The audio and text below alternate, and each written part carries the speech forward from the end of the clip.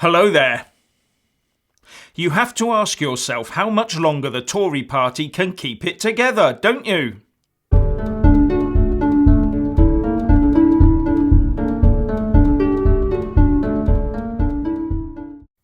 Yesterday, the Brexit Secretary Dominic Raab announced the publication of the first set of no-deal Brexit advice papers and attempted to lay some scaremongering claims to rest.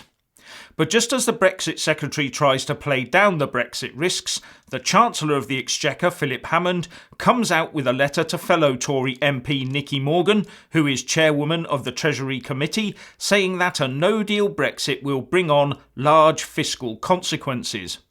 In his letter, the Chancellor parrots January's government findings over the impact of Brexit on the economy following various scenarios, and pointed out that the analysis estimated that government borrowing would be £80 billion higher by 2033 to 34 if we left the EU on WTO terms.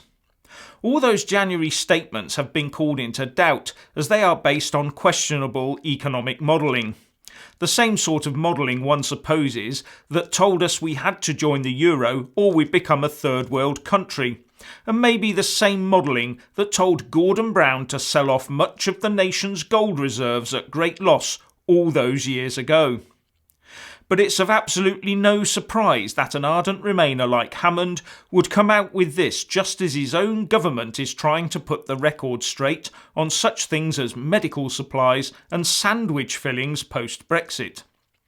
And Sky reports, the timing of the Chancellor's letter will prompt suspicions among Tory Brexiteers who already believe he is trying to keep the UK closely tied to the EU. Both Mr Hammond and Mrs Morgan supported Remain at the EU referendum. What an understated word suspicions is here. But as Tory Brexiteer Jacob Rees-Mogg retorted in dismissing the contents of the letter, the Treasury designed Project Fear and loves its own work even though it has been entirely wrong so far. He also said on Newsnight, I think a free trade deal can be achieved, but that leaving on WTO terms is not as absurdly frightening as the Chancellor of the Exchequer thinks it may be. The Treasury's Brexit panic means you can no longer trust the Treasury's forecasts. Another Tory MP, Marcus Fish, said that the Chancellor was determined to wheel them out again for yet another instalment of dodgy Project Fear, while the Telegraph quoted a government source as saying, this was a deliberate intervention by Philip. He knew exactly what he was doing. Yes, he knew he was giving Remainers the chance to talk about Brexit bazookas and throwing hand grenades into the no-deal Brexit debate, while further stirring the anti-Brexit propaganda pot. So, we now have May and Raab trying to sell the unsellable deal, Jacob Rees-Mogg and the Tory European Research Group publicly urging a WTO exit, and the Chancellor Hammond openly doing his best to scotch Brexit altogether. The Conservative Party has lost all semblance of unity, and it cannot be long surely before it implodes altogether. Now, in an indication of more slippage in the Brexit timetable, the Cabinet Office Minister, David Lidington, has said that a move from an October to a November deadline would be manageable.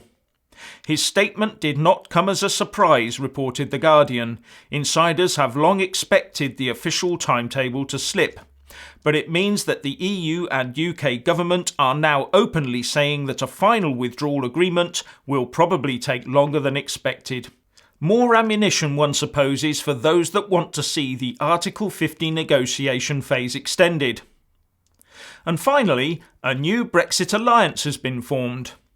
The Brexit Advance Coalition brings together some of the heavyweight Brexiteer groups. Its signatories have committed to the formation of this national coalition that believes in the principles of sovereignty, freedom and democracy. Founded on the 20th of August, it brings together the Bow Group, Get Britain Out, Parliament Street, Campaign for Conservative Democracy, British Friends of Trump, Friends of British Overseas Territories, the Bruges Group, Conservative Grassroots, the Freedom Association and Reignite.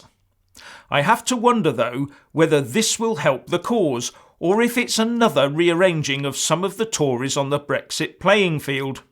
Call me old-fashioned and blunt, but the only threat a Tory government ever fears is that of losing the next election. Therefore, only groups that can be voted for instead of the Conservative Party will have any impact. And you know where I'm going with this one, don't you? The only credible threat to the Tories is if they lose swathes of support to a resurgent UKIP. So the answer's obvious, is it not? So, please let us all know what you think by leaving a comment below. Thank you for watching. Please do like and share this video. And also subscribe to my channel. And when subscribing, please do remember to press on the little bell next to the subscribe button. That way you'll get an alert every single time I put up a new video. Thank you very much for watching.